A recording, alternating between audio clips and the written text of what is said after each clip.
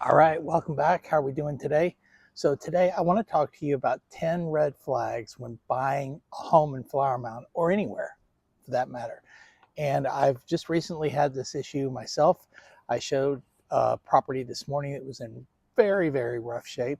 And I had some questions from another client last night about a property that was a lease property, but it was still there were issues that were important to them.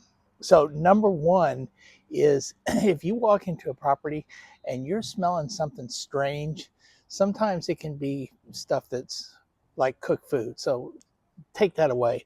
But I'm talking about water damage, mold, plumbing issues. If you smell something like that or get a sense that there's a problem, then there probably is a problem and it's going to come up on in the inspection. Number two, overly fresh renovations. Yesterday, I went to a number of open houses that I do on the weekends. And the first home that I walked into smelled like paint. The whole house had been repainted, but it hadn't been aired out. And I don't know if that's so much a red flag, but it was priced at almost 800,000. And I'm not saying they were covering anything up, but it was a strong smell of paint, and that could have been a dead giveaway. Um, that possibly they're trying to cover up problems. The cabinets were a little bit dated, which is not unusual. They changed out the hardware, but just think about that. Use all your senses when you're going into a home and looking at the home. Number three would be, this may not be a major thing, but are you near construction zones? And when I say construction zones, that can be streets being fixed, which is not that big a deal because unless you're by a major highway and it's going to go on for a couple of years, that's another deal. But if you are near a new home development, you're going to be dealing with dust and truck traffic, and your roads are going to get beaten up, and just that's something to think about. That's another video about when you're buying a house in a new home development, but we're not going to talk about that today. Number four is an awkward floor plan. When I was looking for homes for myself, there was a really nice neighborhood, but I walked in the front door and there was a post right there.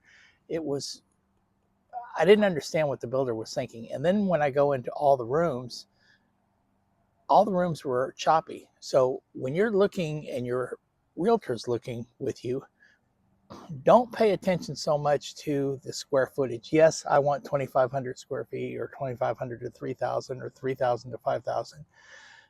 It is going to make a huge difference, and you cannot always tell that in the pictures that these photographers do, how choppy the floor plan can be. If it's awkward and you're walking, you're like, what am I going to do with this room? You're going to be saying it for years afterwards after you buy the property. So if you can't figure out what you want to do with the room, walk away. Just keep looking. Number five, the roof is in questionable shape. Well, I'm going to tell you right now that if the roof is at least 10 years old or older, you're going to have a problem with your insurance company trying to get it insured at a good rate. And it could be even less than 10 years. But if you think something's wrong with the roof, your general inspector can kind of pick up on something. But in Texas, roofers, number one, um, they're not licensed. Number two, they're always there to sell you a roof, right? But try to find somebody, and your realtor should know, somebody that's going to be honest with you and say, hey, you need a roof. Hey, this has a lot of hail damage, because that's what we get in Flower Mound and in this part of Texas is mostly hail damage from the roofs. Number seven would be low quality DIY projects, do it yourself projects. I'm not a fix it kind of guy. I'm not going to try to be a fix it kind of guy. But if you see stuff that's electrical's not hooked up properly, plumbing is all wonky, the drywall has been mudded and taped and textured, and all the textures are different in all the rooms, I'm not saying they're hiding something, but you may have to come back and think about how much that's going to cost you to get repaired. And then, I mean, listen, if it's poor workmanship, it's going to give you a headache and your eyes are going to go to it every day. It will drive you crazy. This back door is sticking on me. It's making me insane. But I've got other things going on in the backyard and I might get rid of that door anyway. So it doesn't matter. Neighborhood red flags: crime rates, declining property values, upcoming zoning changes. Your realtor can do that. The realtor cannot tell you about a crime rate. They cannot, the declining property values, you're going to know, right?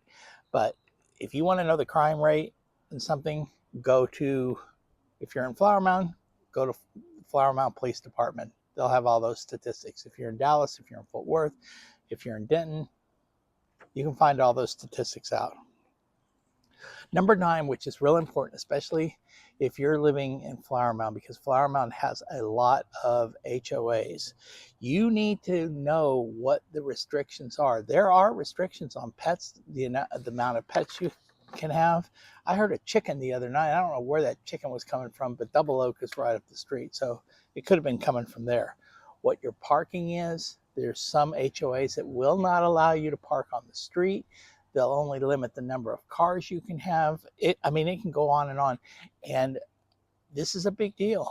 But for example, in our HOA, you cannot have more than 4 flower pots in the front of your house. You know, it's all to provide consistency and to keep your property values elevated.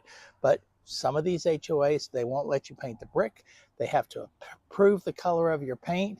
And you're not going to do something wild and pink and something crazy that's going to irritate all the other neighbors and bring their property values down as well. And the last, number 10, that I would have to tell you is pricing. If the price is unusually low, there's a reason for that. And I talked about it in a previous video, and it can mean a couple of different things. It can mean that the agent and the seller are trying to get multiple offers and get you to sign an appraisal waiver. There's something seriously wrong. We have a lot of foundation issues in this part of Texas. It is a given. My house has had foundation work done. I don't know anybody who has not come across it at one point or another. It's just the soil. You know, if you buy a new construction home, again, another video for another day, but you have a 10-year warranty with that. And I believe that's a state mandated law. So think about what the unrealistic pricing, and it can be on the other end. It's like the property I walked into today, they wanted probably $300,000 more than it was worth. Actually, the house probably should have been torn down. There were stains on the carpet. It was a 1980s motif. It was choppy. I mean, you were going to have to move walls, do foundation, the roof, all the windows. I mean, it was crazy. Some people want to take on that kind of project. If you're one of those people, more power to you. But if you're looking for something move-in ready, focus on these 10 things that I told you about. If you have any questions, put it in the comments. I will respond. I'm Chris Hooper, Chris Hooper Realty.